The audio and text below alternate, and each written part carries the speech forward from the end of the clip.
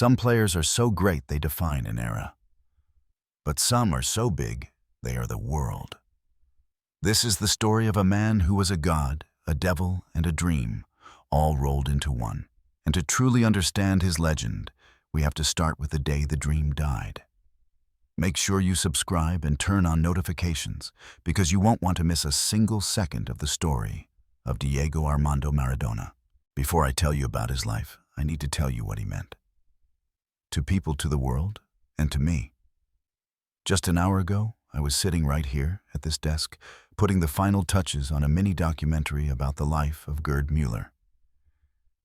And as I sat there lost in another legend story, I had no idea that I would spend what was left of my day writing. What else, another documentary? I took a short break, unlocked my phone, and there they were. Words I wasn't ready to see echoing in my head.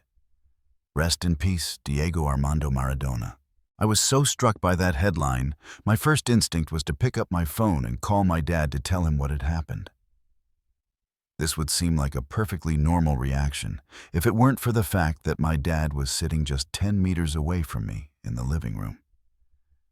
I guess that, in a way, perfectly encapsulates how stunned I was. How the news just short-circuited my brain. I'm young. Too young to have ever seen him play live. And that might make you think that I'm in no position to feel his death so profoundly. But when I was a child, when times were simpler and I spent most of my days on dirt fields playing football with kids I'd met 5 minutes earlier, I heard his name. Every single day. I heard it pronounced with a kind of reverence by those same children as they argued, as they fought for who would get the right to be him for the length of that match. There is a certain purity in that, isn't there? Seeing children so attached, seeing such deep meaning in the name of a man they never saw play. But it was never about the man. It was about the legend he built. To be Maradona was quite simply to be football itself. It meant being the dream of every kid who ever kicked a ball and asked, "Can I be Maradona today?" And funnily enough, to tell you his story, I have to start right there. When Maradona himself was just a child dreaming about others just like kids have dreamt about him ever since.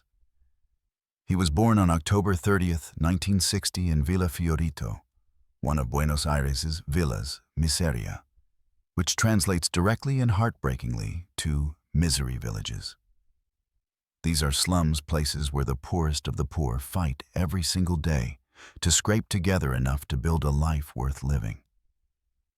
After 4 daughters, Diego was the blessing, the first boy in the family. He would eventually have 2 younger brothers, but with a family so large, their struggles only grew.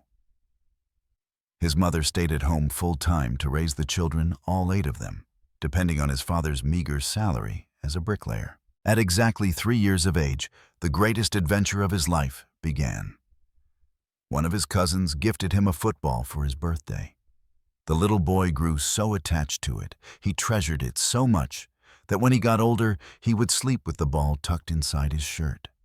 He was terrified his mother would steal it away in the middle of the night because she was constantly worried that football would distract him from school. You can imagine his family valued education above all else, knowing it was likely Diego's only ticket out of poverty. He soon began playing for his hometown club, Estrella Roja. But it wasn't long before he was ready for a bigger challenge. One of his friends played for Argentinos Juniors, one of the biggest clubs in Buenos Aires, and was so blown away every time he played with Diego that he went to his coach and pleaded, "You have to let me bring this kid for a trial." When Diego showed up and displayed his skills at the next training session, the coaches were left in complete and utter shock. They saw a young boy moving the ball so smoothly it looked more like wizardry than dribbling. It was as if the ball was an extension of his own body. They couldn't believe what they were seeing. And that's not just an expression, they truly did not believe it. So much so that they demanded to see his ID, convinced he had to be much older than he claimed, despite being so much smaller than the other kids his age. As soon as his age was confirmed, there was nothing left to decide. Maradona was on the team. The coaches began putting in extra hours, dedicating themselves to helping develop this once-in-a-generation talent. The head coach who watched over him that day would eventually write a book about his relationship with the young boy, and in it he wrote, "They say every person gets one miracle in their life, even if they don't realize it. Me, I certainly did. My miracle came on a rainy Saturday in 1969 in the form of a young boy who did things with a ball I had never seen before."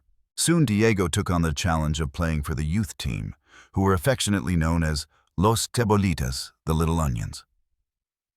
As the story goes, a very young Maradona would lead them to an unbelievable 140 consecutive victories. He became so famous locally that the senior club would have him perform tricks at halftime to entertain the fans. And these halftime shows became so legendary that he even appeared on an Argentinian TV show, juggling anything they threw at him, oranges, water bottles, you name it. By October of 1976, Diego was still only 15 years old when he got the call-up for his debut with the senior squad of Argentinos Juniors. He was kept on the bench until well after halftime, with his team trailing 1-0. What happened next was something Maradona himself described so perfectly in his autobiography. He said the coach fixed him with a stare, almost as if he was asking, "Do you dare? Do you dare to step onto this pitch right now?" But Diego wasn't going to back down. He held his head high and looked him right back in the eye. That was all the coach needed to see. As he called him over, the last thing he said was, "Go in, Diego. Play like only you know how. And if you see the opportunity, don't hesitate to nutmeg someone." Although they would still go on to lose that day, it was the first chapter in the legend of Maradona.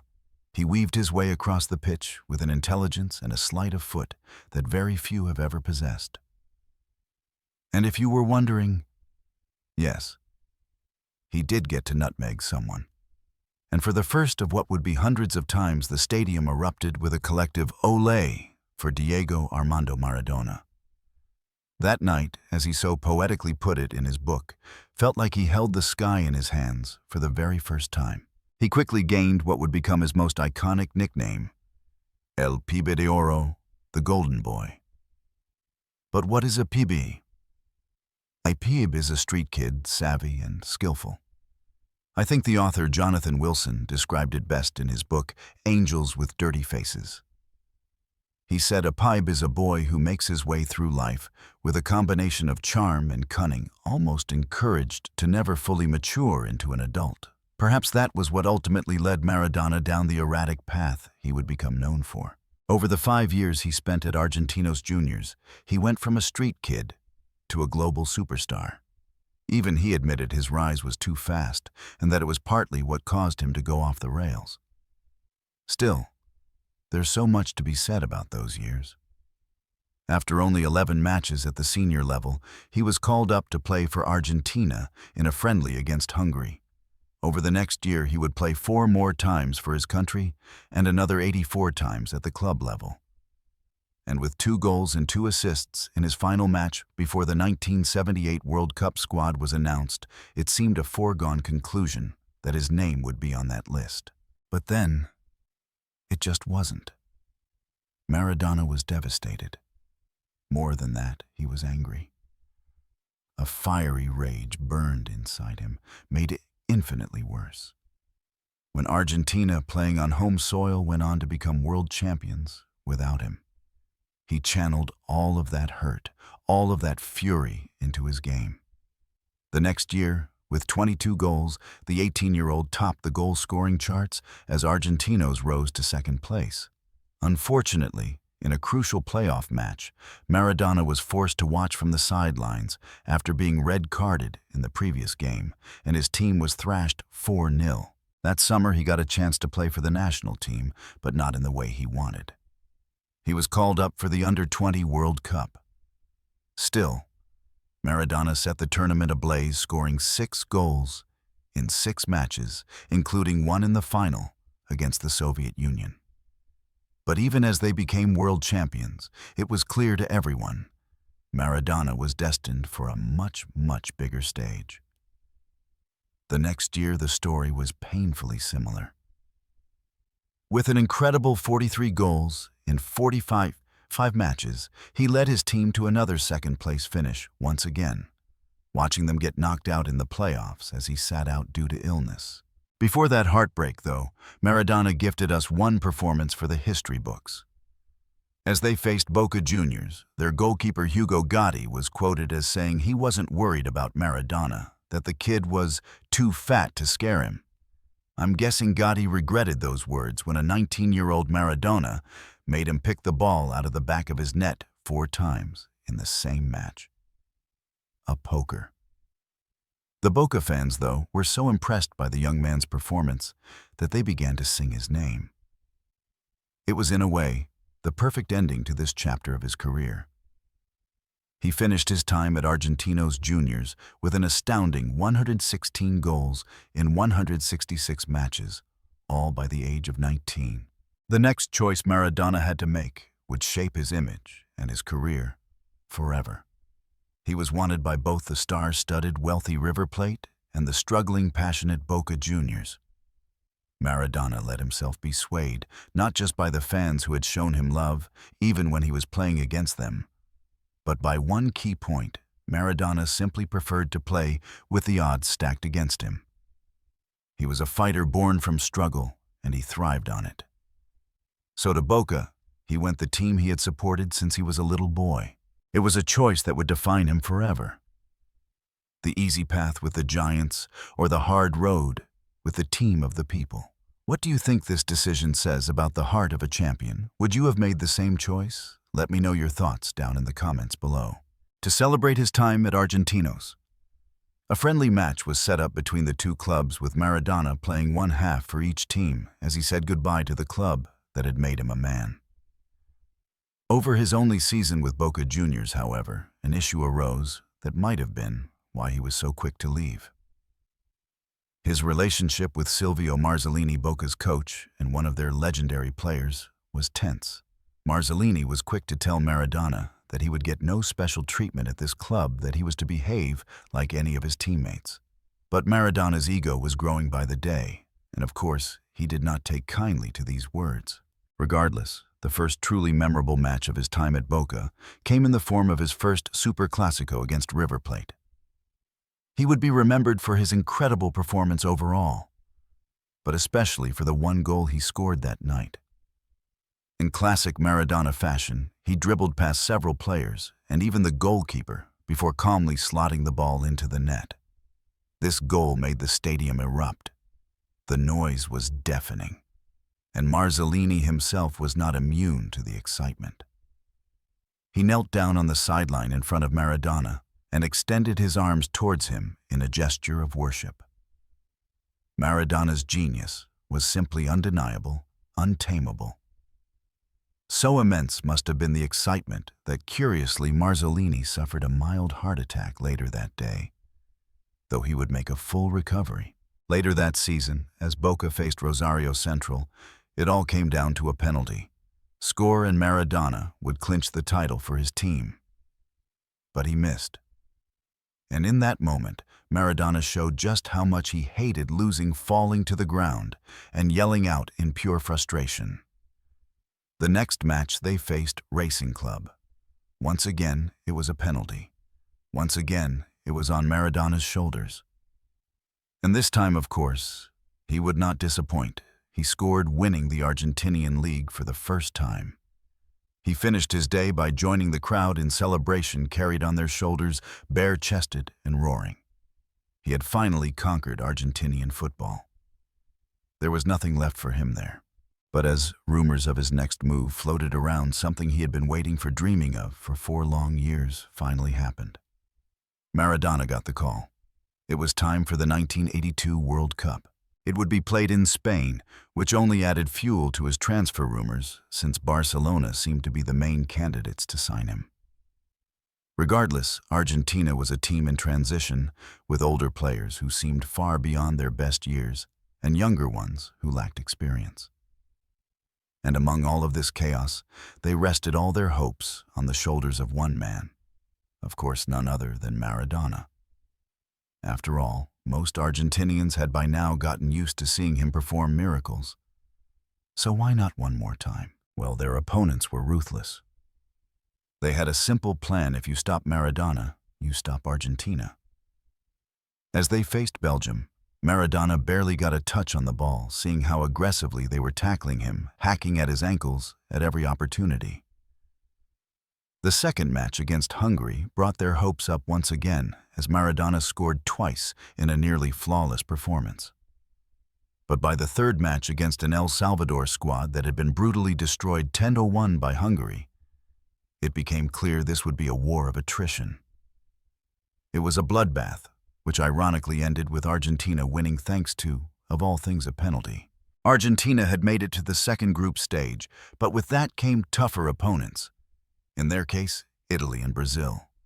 First came Italy, and the man tasked with marking Maradona was Claudio Gentile. Gentile was, to say the least, a terrifying defender to face. Brutal, relentless, and nicknamed after the Libyan dictator Gaddafi, since he had also been born there. Gentile was the anti-Maradona, and he proved to be ruthlessly efficient, kicking Diego all over the park. The last match would be against Brazil, and it was quite simple. Brazil had one of the greatest squads ever assembled. As much as people hoped that the opportunity to face Zico head-to-head would inspire Maradona to pull off some kind of magic, it wasn't to be. With Brazil leading 3-0, Maradona, who had once again been harassed by brutal fouls for the entire game, finally snapped. He had had enough. He viciously kicked Brazilian midfielder Batista in the groin, earning himself a straight red card. Maradona slowly walked off the pitch. Defender Alberto Tarantini approached him, ruffled his hair, trying to ease the pain, but it was no use. It was all being broadcast to the world. This was the end of Maradona's World Cup dream, and he walked off the pitch in tears. As the memory of that unsavory day wore off, Maradona got closer and closer to Barcelona, until the deal was finally closed for a world record fee of £5 million. He was now the most expensive player of all time. Maradona debuted against Valencia and quickly made an impression, scoring Barcelona's only goal despite the loss. By his third match for the club, he debuted in the Cup Winners' Cup and got his first hat-trick against Apollon Limassol, totaling an incredible 5 goals in his first 3 matches. Despite the promising start, it quickly became clear that this season wouldn't be as great as it could have been. Despite Maradona's 5 goals in 4 Cup Winners' Cup matches, he would end up missing a crucial game after being diagnosed with hepatitis, and Barcelona just couldn't pull through without him. Trailing in the league and seeing the 2 domestic cups as their last hope of success, Barcelona sacked their manager Udo Lattek and signed Cesar Luis Menotti to replace him. Oddly enough, Menotti had been Argentina's coach back in 1978, the same coach who had decided not to call up Maradona. Regardless, the two hit it off and were very successful for the remainder of the season, winning both domestic cups after facing Real Madrid in each of the finals. Despite scoring in both legs of the Copa de la Liga final, Maradona's performance in the first leg became legendary. He became the first ever Barcelona player to receive a standing ovation from the Real Madrid fans at their own stadium, the Bernabeu, after he scored an incredible solo goal, rounding the keeper and waiting for a defender to slide past before tapping it in. It was a moment of pure, undeniable genius. As they went into the 1983-84 season, Maradona seemed to become more and more adapted to the squad, forming an incredible partnership with German midfielder Bernd Schuster. He seemed more comfortable around the new coach, who was much more willing to cater to Maradona's every desire. One of the standout stories is how Menotti allowed Maradona to change the training schedule whenever he felt like sleeping in. But Maradona's eccentricities didn't end there, and sometimes even Menotti got tired of his behavior. One time in a game against Mallorca, Maradona refused to enter the pitch because despite having brought 6 different pairs of boots with him, none of them seemed to fit his criteria. Menotti had had enough and scolded him until he finally got up and went onto the pitch. A few games into the season, things seemed to be looking up. Maradona was in good form, even getting another Winners' Cup hat-trick. But then, Andoni Goicoechea, better known as the Butcher of Bilbao, met with Maradona. The outcome was a broken ankle and 3 months off the pitch. As he came back from such a tough injury, Maradona showed that nothing could stop him from scoring twice in 68 minutes against Sevilla.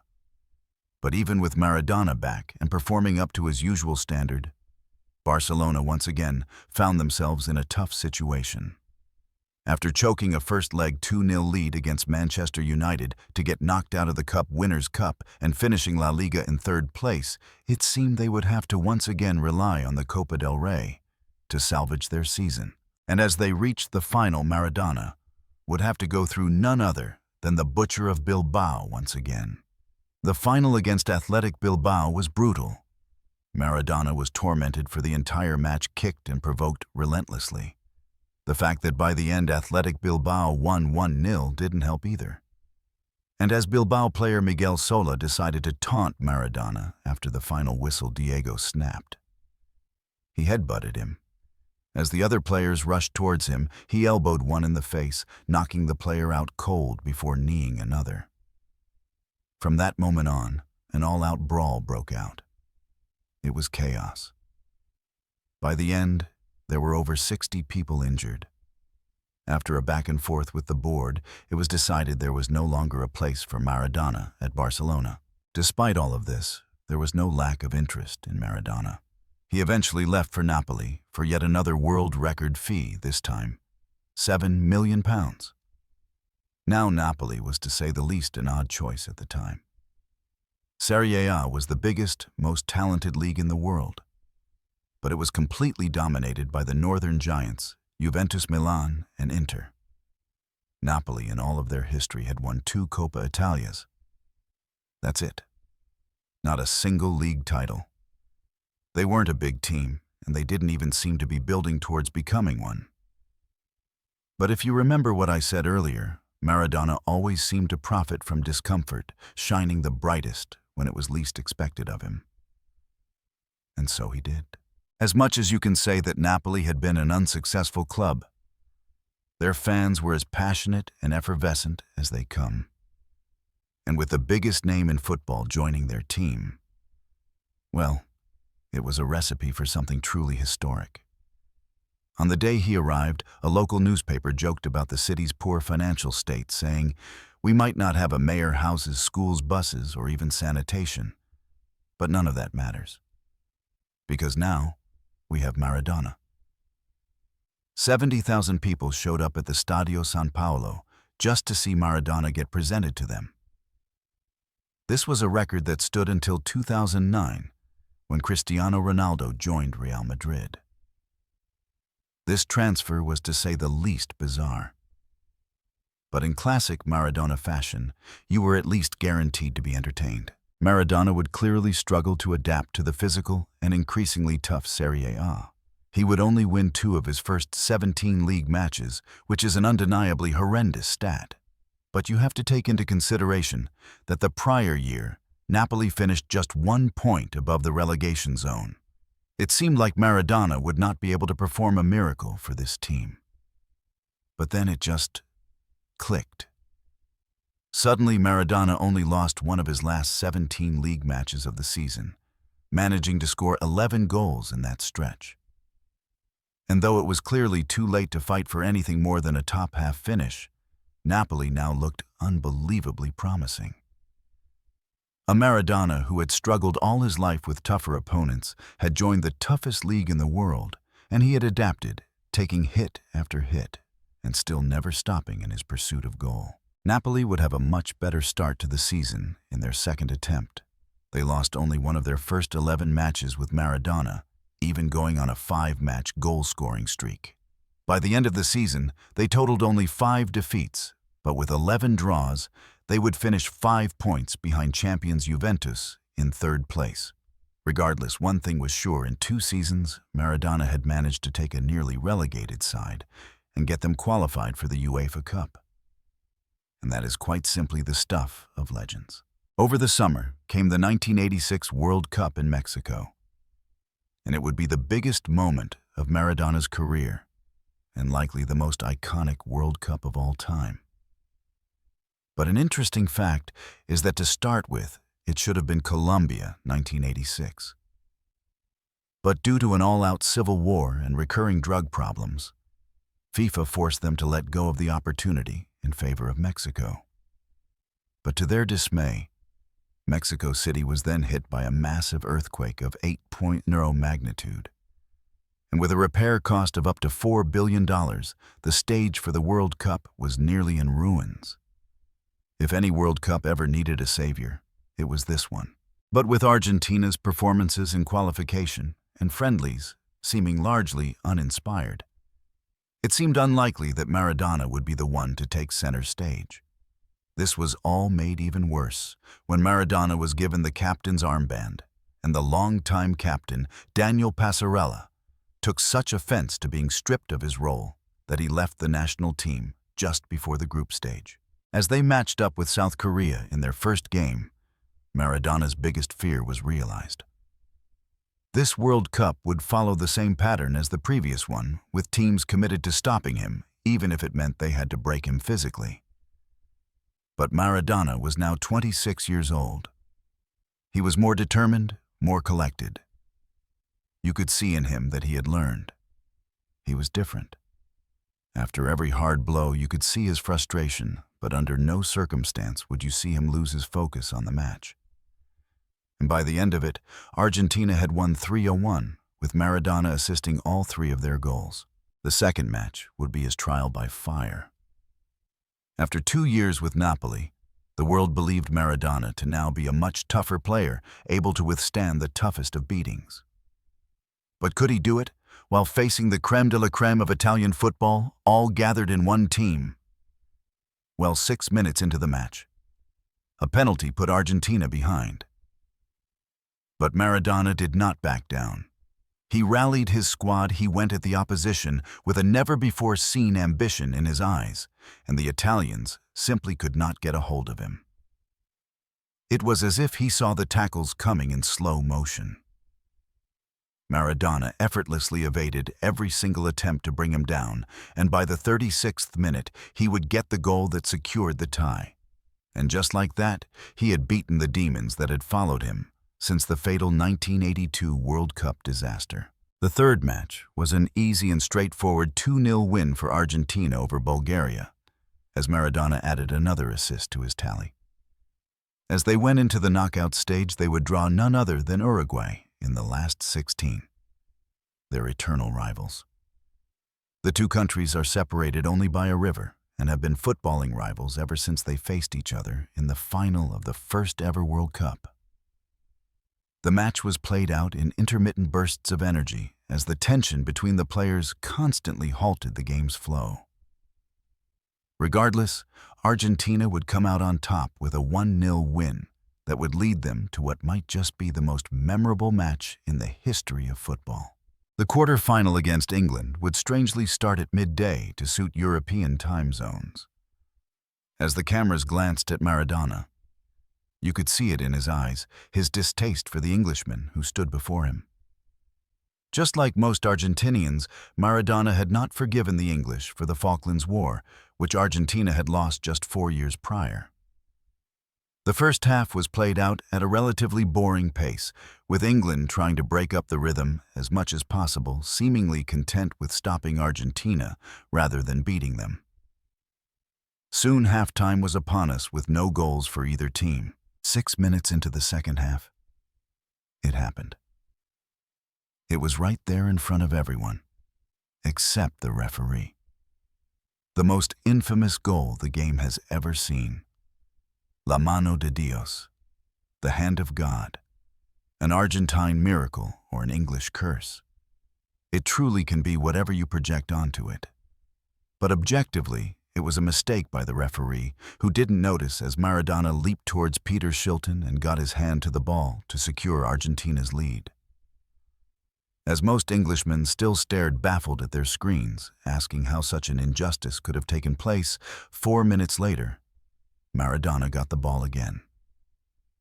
And with 12 touches, Maradona danced past 6, maybe even 7 players to score what is quite simply remembered as the goal of the century. Applause, applause, applause. It was art in motion. I can't speak for them, as I am Portuguese, but I doubt that even the English were able to contain themselves from just jumping out of their sofas and applauding. Maradona was like a superhero, and he had just taken flight in front of millions. The match would end 2-1 as England pulled one back. But regardless, as unlikely as it might have seemed at the beginning of the tournament, Argentina were now just one win away from a World Cup final. He had done it. He had single-handedly dragged Argentina to the pinnacle of world football. But the story of Diego was never just about one tournament. His greatest club challenge, the one that would turn him from a king into a god, was still to come in Naples. We tell stories of legends just like this every week. So if you love the beautiful game, make sure you hit that subscribe button so you never miss an episode. As reductive as it might sound now at that point, the semi-final match against Belgium was nothing more than a formality. Argentina gave them no chance, winning 2-0 with, of course, 2 goals by Diego himself. And what a pair of amazing goals they were. The second one especially feels like it has been sort of forgotten, only because of how colossal the 2 goals against England were. But that's a whole other story. In the final, they would face West Germany, who relied on Lothar Matthäus to try and stop Maradona. Which I guess you could claim he at least got as close as anyone to being successful in a way. Despite the 3-2 win for Argentina, which came in dramatic fashion with Argentina losing their 2-0 advantage in just 6 minutes, they got back on top just 3 minutes later. Maradona's own legal contribution was an incredible defense-splitting assist for that same winning goal. As Argentina went from underwhelming to world champions, Maradona had been involved in 10 of the 14 goals scored by his team over the 7 World Cup matches, scoring or assisting against every single opponent except Uruguay. As we look into Maradona's future, one question was evident. If he could carry Argentina to a World Cup over 7 matches, could he carry Napoli to a Scudetto over a full season? Well, the next season, he started in great form, scoring in all of his first 4 matches. And though Napoli would lose their UEFA Cup first-round match against Toulouse, the season started looking very promising. It would be 23 league matches before Napoli recorded their second defeat of the season, as they slowly earned the respect of every so-called big team in Italy, racking up victories against the likes of Juventus and AC Milan. Soon after, Napoli officially became the new Italian champions. They added the Coppa Italia for good measure, as the club lived their most successful season ever. 3 years after nearly getting relegated, only one man was responsible for that drastic change. The city was absolutely in love with Maradona. He was quite simply the god of Naples. With this victory, we now knew we'd get to see El Pibe play in the European Cup. Unfortunately, the draw wasn't too kind at all, pitting them against 6-time winners Real Madrid. And despite managing to hold them to a 1-1 draw at the São Paulo, a defeat at the Santiago Bernabéu ensured they were out of the competition. Domestically, that was an odd year as well. Maradona would score 15 league goals, topping the list of top scorers for the first time since he joined Napoli, and he managed to keep them at the top of the table. But with 8 league games to play, a 3-point advantage over second-place AC Milan, and out of every other competition, Napoli would somehow choke, losing out on a second consecutive Scudetto by 3 points. This disastrous ending was so shocking that to this day, some fans believe the team was forced to play poorly by the Italian mafia.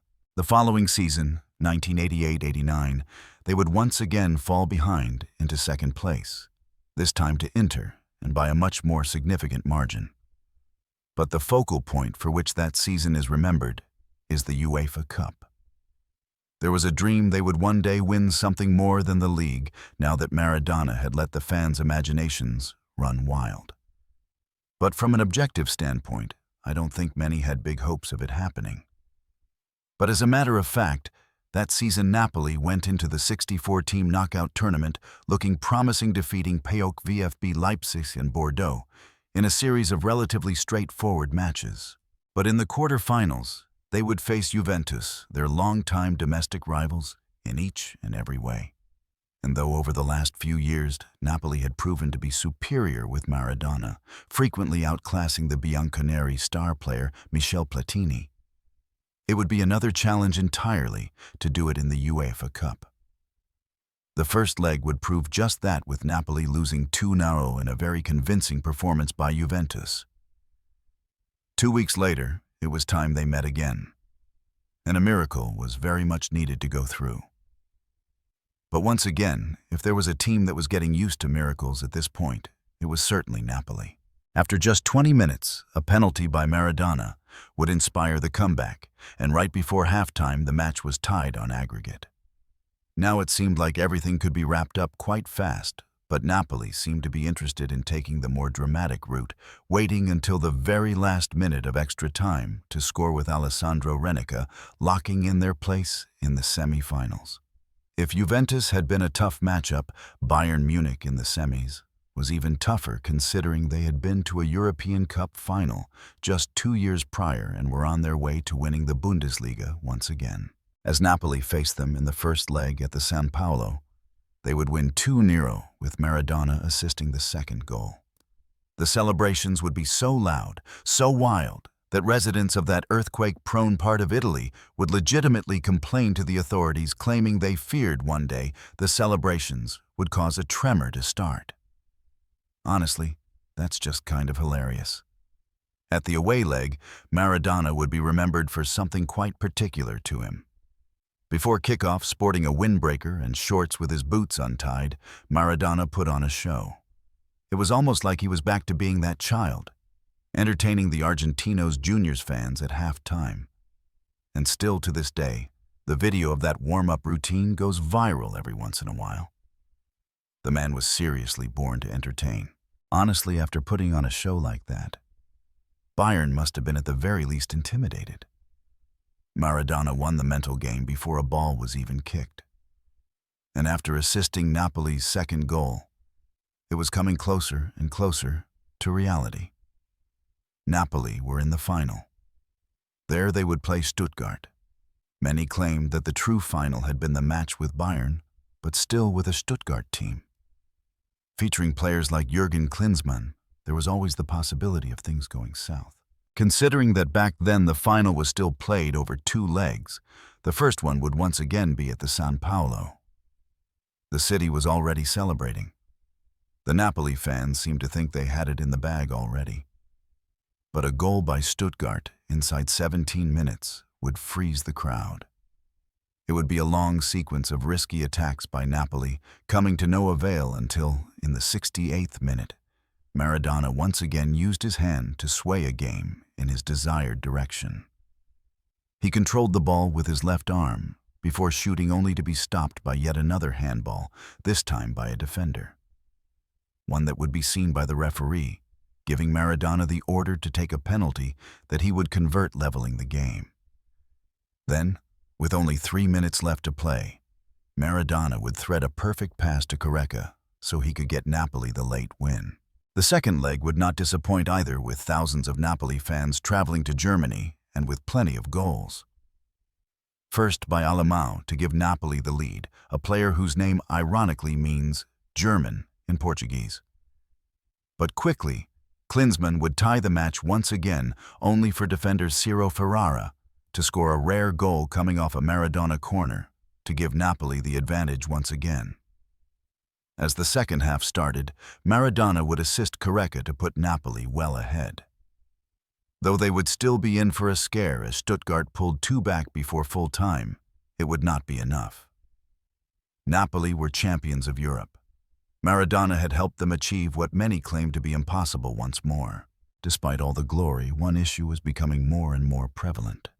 In Naples, Maradona had been introduced to the Camorra, which, to make things simpler, is the Neapolitan mafia. And like anyone in the 1980s that had to deal with them, he was soon shown the world of drugs and addiction. Diego was a troubled young man who was forced to put on a strong appearance in front of the cameras. But like anyone in that position, he would be vulnerable. He soon built up an addiction to cocaine, almost like a defense mechanism. His persona seemed to take a hold of him, perhaps still sober enough to see what was becoming of him. Diego asked the Napoli president to sell him to another club. It honestly seems like he was just trying to run away from his problems. But the president would refuse, and Maradona would reluctantly stay, as he saw what was left of his former self slowly burn away. Over the next season, he would manage to lead Napoli to another Scudetto, racking up 16 goals over that league season. But how could that be possible? Between doping tests and withdrawal with a coke headache. How was he still managing to play football at the highest level? Well, first of all, you have to take into account that Maradona was purely and simply special. But besides all that, there was an entire operation built around the man to ensure that he would still be able to perform. Every Sunday he would play. After the match, he would be let go and would only be back by Wednesday after days of binging on drugs and alcohol. Then from Wednesday to Saturday, he would be put through an intense workout routine to sweat every drug from his system, as another player's urine would be sent in Maradona's place to the anti-doping labs. And by Sunday, he would once again be ready to play and start the cycle all over again. This insane carousel would be played out for a whole year, as the operation turned out relatively successful, with the public remaining unsuspecting of the dark path Maradona was following. But once the season was over and the summer came around, it was time for the 1990 World Cup being played in Italy. Maradona would be playing with a home advantage in a way, but that would be about the only thing going Argentina's way. Several key players were out with injury, and even as they tried to say that at least Maradona was okay, that wouldn't last too long, with an ankle injury coming at the start of the tournament, though he would be able to keep playing, not missing a single minute.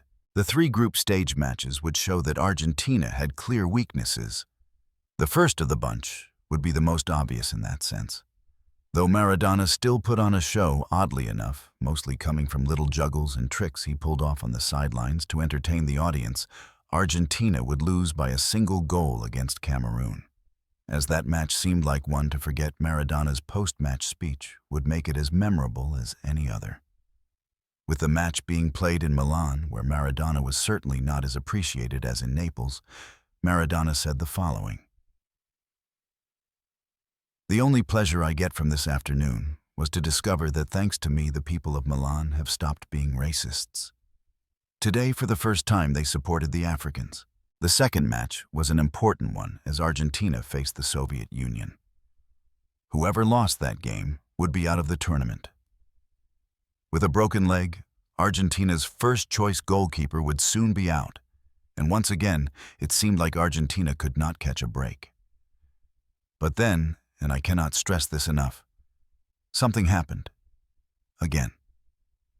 As the ball was heading towards the Argentinian net, Maradona got his hand on it to stop the Soviets from going in front, and the referee saw absolutely nothing, and the match went on. It's honestly incredible how many times this story repeated itself in Maradona's career. Regardless, from this moment on, the game was swayed in Argentina's direction, and they would end up winning 2-0. The final match against Romania would be another poor showing, ending in a tie. Neither Argentina nor Maradona were performing well, but somehow they were now in the knockout stage. The first team that would get a chance at eliminating the world champions would be Brazil. Now, a weaker team, having lost legends like Zico and Socrates Maradona, would face his 2 Napoli teammates Careca and Alemão. It seemed like the stage was set for Argentina's inevitable doom. But one thing that had been taken as a massive blow to their squad turned out to be their salvation. Second goalkeeper Sergio Goycochea, who had taken over the spot, would go on to have an incredible performance, saving Argentina over and over again. Long enough for Maradona to have what could have possibly been his last great moment in a World Cup. Getting the ball in midfield, He would go through most of the Brazil squad before threading a pass that put the rest of them behind the ball as Claudio Caniggia slotted it in the 80th minute to get Argentina a spot in the quarterfinals. Regardless, the next match would be another awful performance. Maradona was clearly off his game, and Argentina were hanging on by a thread. As the match against Yugoslavia ended in a goalless draw, the penalty shootout started. Maradona would miss his. And if it weren't for Goicoechea saving a couple of penalties, it would have been the end of the dream. Then came the match that would set everything ablaze as Argentina faced Italy in their own country. Maradona would be as incendiary as one could be going out of his way to shame Italians for how they discriminate against Neapolitans and asking all Neapolitans not to fight for Italy, since their country does not care for them. To say the very least, Italy as a whole was getting seriously fed up with Maradona. Going down at first, but being saved by Caniggia once again, Argentina would rely on the penalty shootouts to save themselves once more. It would start relatively normal, with the first exceptional moment coming as the firecracker Goicoechea saved yet another penalty, only for no other than Maradona to step in. As the stadium roared in disdain for the man, he would calmly tuck it into the net. Only for Goicoechea, who by now must have felt truly invincible, to save the final penalty and send this pitiful Argentinian squad to the final of the World Cup. As Argentina met Germany in the final, it would turn out as quite simply one of the worst displays the world had seen at that stage. It would be the first World Cup final to have a player sent off. A second one would follow, with Argentina being reduced to 9 men, shortly after Germany scored the only goal of the match through a penalty. By the end of the match, as most of the Argentinian squad protested the sending off of 2 of their players, Maradona simply cried.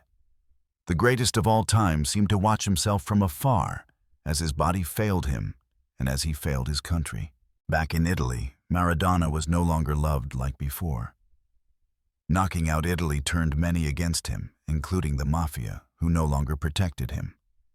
It seemed like everyone there was out to get him, and soon they would. Drug charges and wiretaps came seemingly out of nowhere. Not a single Napoli official would be present in court as Maradona was issued a 15-month ban from playing football. The city he loved, the city he gave his everything to, had turned its back on him. 15 months later, even though there was interest from bigger, more renowned teams, Maradona, who had 70,000 Neapolitans expecting him the day he arrived, now left the city completely alone. He looked to find new life playing for Sevilla, getting reunited with Carlos Bilardo, who had coached him to his iconic 1986 World Cup victory. His time there is one of his most forgotten seasons, and taking into account what preceded it, it's understandable. The previous season, Sevilla had finished in the bottom half of the league table and hadn't been in the top 4 in over 20 years. So when Bilardo announced to the squad that they must now rely on Maradona and fade into the background as he put on his show, there wouldn't be much contest. So much so that the current captain handed over the armband to Maradona, as it would simply be strange to see him without it. And training was moved to the afternoon to suit Maradona's well-known nocturnal habits. His first performance set the fans up with high hopes, inspiring Sevilla to beat Bayern Munich 3-1. Despite this great start, Maradona would only manage to get Sevilla a 7th-place finish, though he would leave his mark for the many iconic moments he would share with the fans. On one occasion, as he prepared to take a corner kick, one of the fans rolled up a piece of tin foil and threw it next to Maradona. Knowing him, this was a clear invitation for him to show off his skills. And of course he did, flicking it up and juggling it to the delight of the home fans. One thing that would be remembered from his time there was how well he got along with everyone. Lots of stories of him having fun with teammates and coaches have been told. My favorite one is how he once spotted the director wearing a fake Rolex and surprised him with a real one as a gift. One thing would cut this great relationship short, and it would be Maradona getting recalled after 2 years to play for Argentina.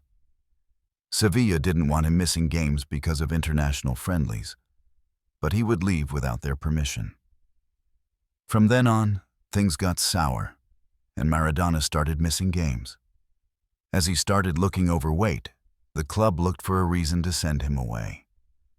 So Diego obliged and finally returned home to Argentina, joining Newell's Old Boys, where he would barely spend any time due to disagreements over his contract playing only 6 games. Though it would be long enough for him to start a diet that would convince him that he could get fit in time for that summer's World Cup. And he surely did, losing around 26 kilos over a few months, as a stronger Argentina squad somehow once again struggled to get qualified for the World Cup. The people had made their request well heard.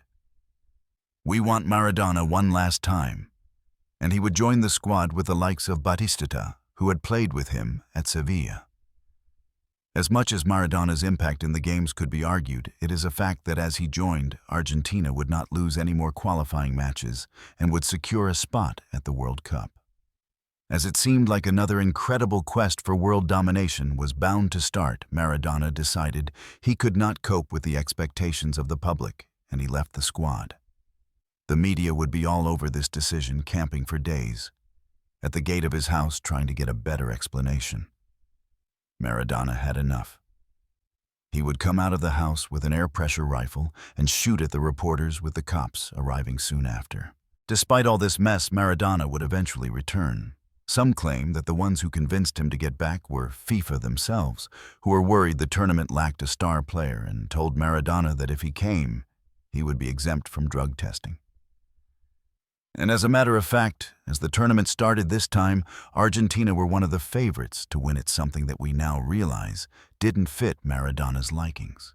In the first match against Greece, Argentina were unstoppable, with Batistuta scoring twice in the first half. By the 60th minute, everything went full circle. As Maradona got the ball at the edge of the box, he shot it right into the top left corner, and the goalkeeper did not even move.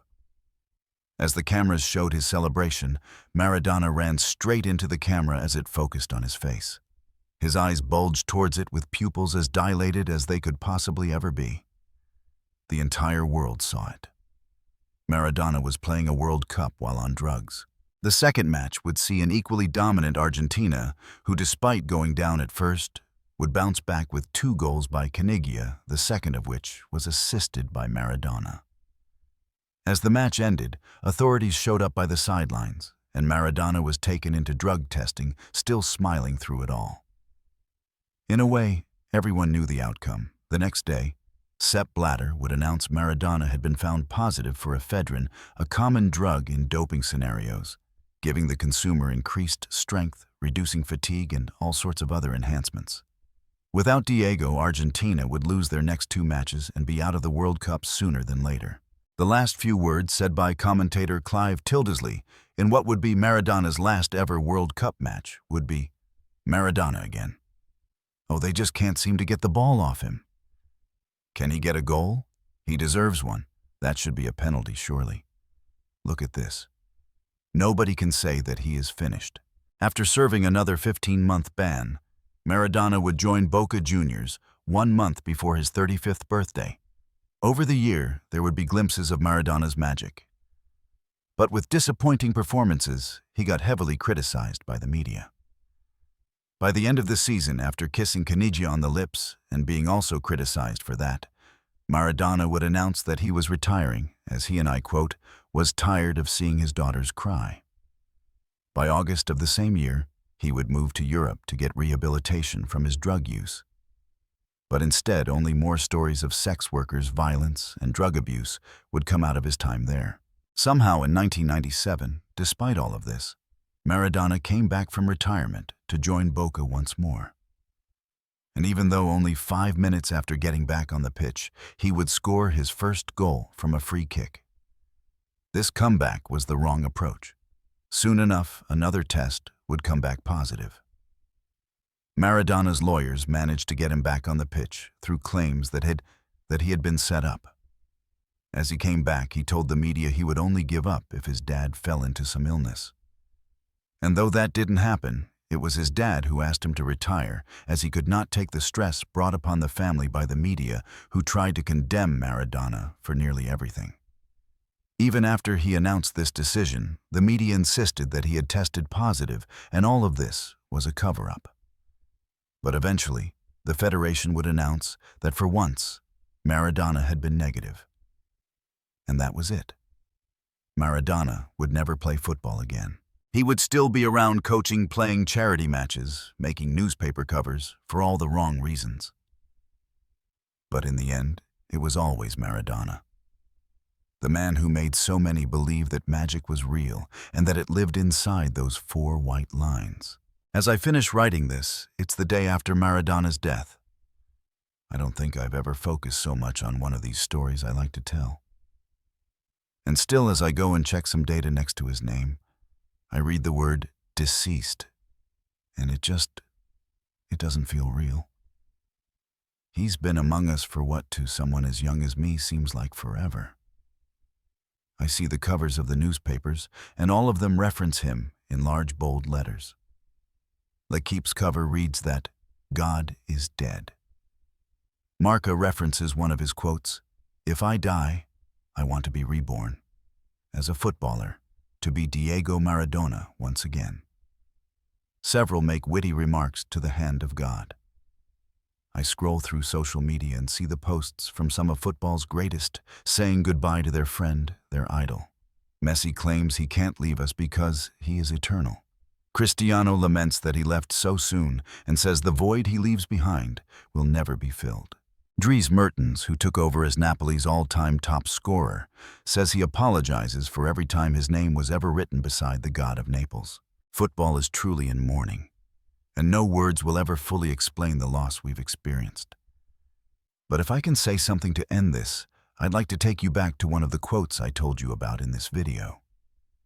He said in his first match for Argentinos Juniors, he felt like he held the sky in his hands. I just hope that now, the sky can gently hold the brightest of stars in its grasp. Thanks for watching.